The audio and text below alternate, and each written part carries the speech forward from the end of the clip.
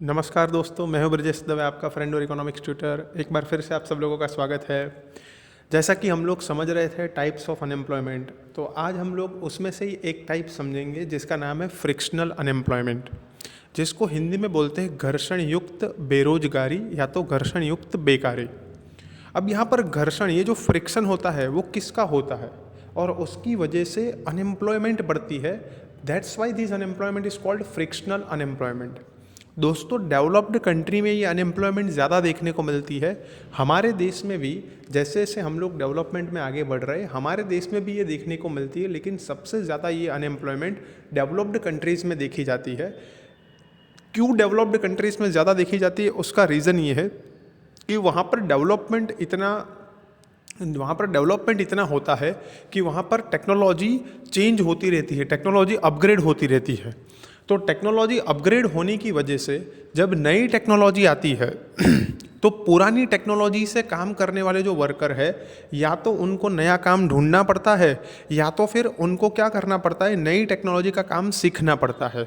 इन दोनों ही कंडीशन में, सीखने के लिए भी या तो फिर दूसरा कोई काम ढूंढने के लिए, उनको टाइम लगता है, तुरंत ही उनको काम नहीं मिल जाता है। तो जितने वक्त वो काम के बिना बैठे रहते हैं उसको हम बोलते हैं फ्रिक्शनल अनएम्प्लॉयमेंट, घर्षण युक्त बेरोजगारी, घर्षण युक्त बेकारी।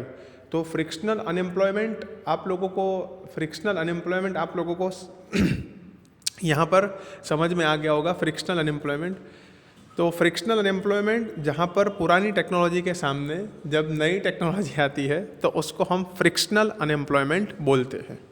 ठीक है, तो पुरानी टेक्नोलॉजी के सामने जब नई टेक्नोलॉजी आती है, या तो दूसरी कंडीशन ये है कि पुराने जो गुड्स है उसके सामने जब नए गुड्स आते हैं मार्केट में, तो जो पुराने गुड्स बनाने वाले जो भी एम्प्लॉयज़ है, ठीक है, जो फैक्ट्री में काम कर रहे हैं और वहाँ पर नए गुड्स आ गए, तो या तो उनको नए गुड्स बनाना सीखना पड़ेगा या तो फिर उनको क्या करना पड़ेगा, कोई दूसरा काम ढूंढना पड़ेगा। तो जब पुरानी चीज़ों के सामने जब नई चीज़ें आती है, या तो पुरानी टेक्नोलॉजी के सामने जब नई टेक्नोलॉजी आती है, तो जो कुछ एम्प्लॉयज़ है उनको या तो नया काम ढूंढना पड़ता है या तो नई चीज़ें, नई टेक्नोलॉजी सीखनी पड़ती है। दोनों ही कंडीशन में वो थोड़े समय के लिए अनएम्प्लॉयड रह जाते हैं।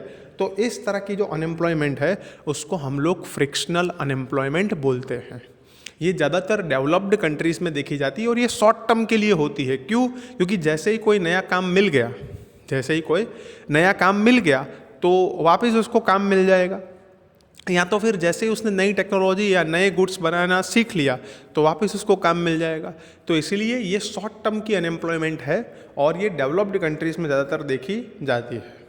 चलो अब हम अंदर से पढ़ते हैं। Frictional unemployment meaning, when in production process because of changes in demand or production or due to change in taste and preferences or new technology, new goods enter in the market and unemployment arises। जब production process में demand change होने की वजह से, या तो production change होने की वजह से, या तो कस्टमर के टेस्ट और प्रेफरेंस चेंज होने की वजह से, या तो नई टेक्नोलॉजी की वजह से नए गुड्स मार्केट में एंटर होते हैं, और उसकी वजह से जो पुराने गुड्स बनाने वाले एम्प्लॉय होते हैं या तो पुरानी टेक्नोलॉजी से काम करने वाले एम्प्लॉय होते हैं, उनको कई बार काम के बिना बैठा रहना पड़ता है और इसलिए अनएम्प्लॉयमेंट बढ़ता है। Then this unemployment is called frictional unemployment. इसको घर्षण युक्त बेरोजगारी, घर्षण युक्त बेकारी भी बोलते हैं। In a developed nation, when old production system is replaced by a new production system, then the units with old production system face economic loss and shut down।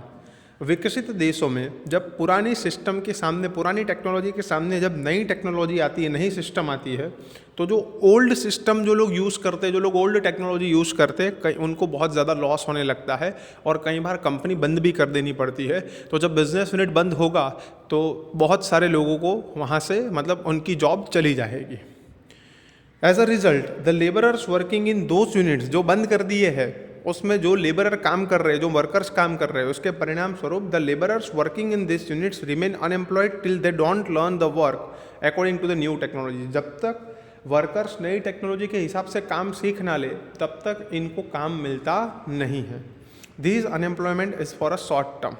ये अनएम्प्लॉयमेंट शॉर्ट टर्म के लिए होती है, क्योंकि जैसे ही आपने काम सीख लिया, नई टेक्नोलॉजी सीख ली, नई चीज़ बनाना सीख लिया, तो आप लोगों को उनको वापस काम मिल जाएगा। For example, when smartphone replaced the old mobile phones, then the laborers engaged in production, sales and service of old mobile phones became unemployed. जब पहले सिंपल बार फ़ोन आते थे वो कीपैड वाले, तो वो जो कीपैड वाले फ़ोन थे उसकी जगह अब स्मार्टफोन का ज़माना आ गया है, एंड्रॉयड का ज़माना आ गया है। तो अब जो लोग पहले ओल्ड मोबाइल फ़ोन बनाते थे उसके प्रोडक्शन, सेल्स और सर्विस में थे, तो उनको या तो स्मार्टफोन बनाना सीखना पड़ेगा, स्मार्टफोन बेचना सीखना पड़ेगा जो भी प्रोडक्शन, सेल्स और सर्विस में थे, या तो फिर उनको क्या करना पड़ेगा, दूसरा काम ढूंढना पड़ेगा। तो जब ये स्मार्टफोन रिप्लेस हुए थे, जब ये स्मार्टफोन आए थे, तो ओल्ड मोबाइल फ़ोन वाले कई सारे वर्कर्स क्या हो गए थे, अनएम्प्लॉयड हो गए थे। क्यों? क्योंकि नई टेक्नोलॉजी आई, नई चीज़ आई। दिस इज़ फ्रिक्शनल अनएम्प्लॉयमेंट, इसको बोलते हैं हम फ्रिक्शनल अनएम्प्लॉयमेंट और घर्षण युक्त बेकारी। घर्षण होता है यहाँ पर, फ्रिक्शन होता है किसका? पुरानी टेक्नोलॉजी और नई टेक्नोलॉजी का, पुराने गुड्स और नए गुड्स का, पुराने सिस्टम और नए सिस्टम का। तो इसके लिए थोड़े समय के लिए बेरोजगार रहना पड़ता है जब भी कोई नई टेक्नोलॉजी आती है, नए गुड्स आते हैं मार्केट में, और इसको हम लोग क्या बोलते हैं? Frictional unemployment. तो यहाँ पर मैंने आप लोगों को डेवलप्ड कंट्रीज़ के दोनों अनएम्प्लॉयमेंट समझा दिए। पिछले लेक्चर में मैंने आप लोगों को साइक्लिकल अनएम्प्लॉयमेंट समझाया था, आज मैंने आपको फ्रिक्शनल अनएम्प्लॉयमेंट समझाया। नेक्स्ट लेक्चर में मैं आप लोगों को डिस्गाइज्ड अनएम्प्लॉयमेंट, जो कि इंडिया में बहुत ज़्यादा देखने को मिलती है, वो डिटेल में मैं आप लोगों को समझाऊंगा, डिस्गाइज्ड अनएम्प्लॉयमेंट। और उसके बाद हम लोग causes of unemployment and measures to solve the problem of unemployment, इसके बाद ये चैप्टर यहाँ पर कंप्लीट हो जाएगा। 2-3 लेक्चर में हम लोग इस चैप्टर को कंप्लीट कर देंगे, लेकिन आप सब लोग इसको रिवाइज करते रहना। और अगर कोई भी डाउट हो तो डाउट सॉल्विंग सेशन में आप मुझसे कोई भी सवाल पूछ सकते हो और अपना डाउट सॉल्व कर सकते हो। आज के लिए हम लोग रखते हैं इतना, ठीक है? मिलते हैं हम लोग नेक्स्ट वीडियो, नेक्स्ट लेक्चर में। तब तक के लिए जय सिया राम।